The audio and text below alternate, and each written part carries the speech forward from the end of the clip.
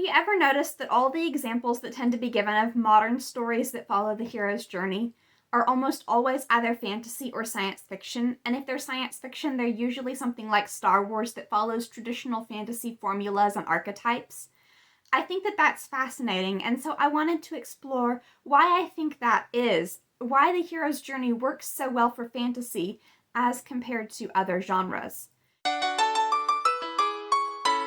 Now, that doesn't necessarily mean that there couldn't be stories that follow the hero's journey in other genres, and in fact, I would say that there are. Just about any time that a central protagonist is on either a literal journey or a metaphorical journey of kind of self-discovery and growth, I think that many of the stages and archetypes of the hero's journey do apply. However, outside of the old myths and legends that the hero's journey was initially derived from, fantasy stories seem to be the ones that fit it the best. So here's why I think that might be the case. First of all, while fantasy stories do tend to have large casts of characters, they usually center around one particular protagonist who's undergoing some kind of journey.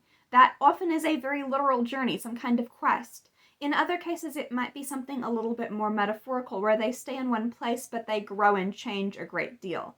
Regardless, fantasy stories almost always center around a character growth arc for their main protagonist, often a coming-of-age story. However, the same could be said for many different stories. There are some exceptions. For example, mystery stories often don't have the detective character change in a significant way, and some kinds of TV shows have more of an ensemble cast rather than one central protagonist.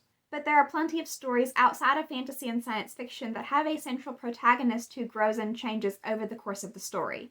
So that can't be the only thing that makes this work so well in fantasy. What else is there? Well, for one thing, there's a clear division between the ordinary and the extraordinary worlds, which are a key part of the hero's journey. The hero begins their journey in the ordinary world, they receive their call to adventure, they cross the first threshold into a world of adventure, and they spend the majority of the story there before returning home at the end. That's basically how fantasy stories work. The main character might start off completely in the ordinary world, like our real world that we live in, with, for example, the Pevensey siblings being sent to live in the English countryside to get away from London during World War II, or Harry Potter living on Privet Drive with his aunt and uncle, or Dorothy Gale living in dull, gray Kansas. Or if the story doesn't have a strong enough connection to the real world for something like that to be possible, they'll still be from the most boring, ordinary, everyday kind of place that they can be within that fantasy world. Places like the Shire, or Tatooine, or District 12.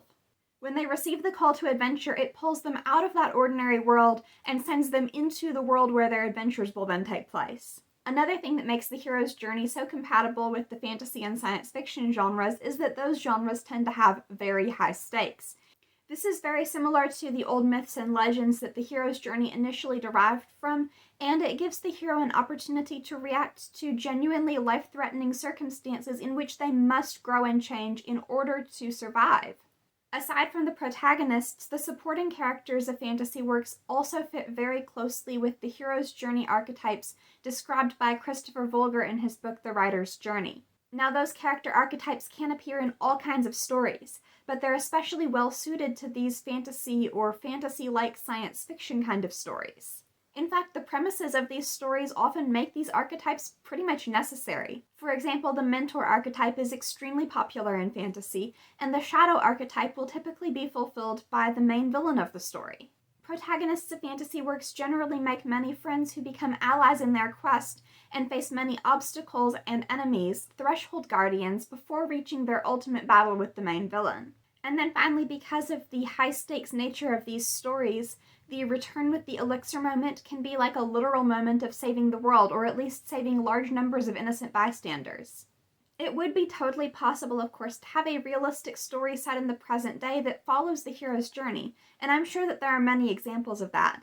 However, it fits very closely with the science fiction and fantasy genres, particularly stories that follow a central protagonist on some kind of heroic quest, because those stories have so much in common with the myths and legends that the hero's journey originated from, and use a lot of the same archetypes and ways of doing things.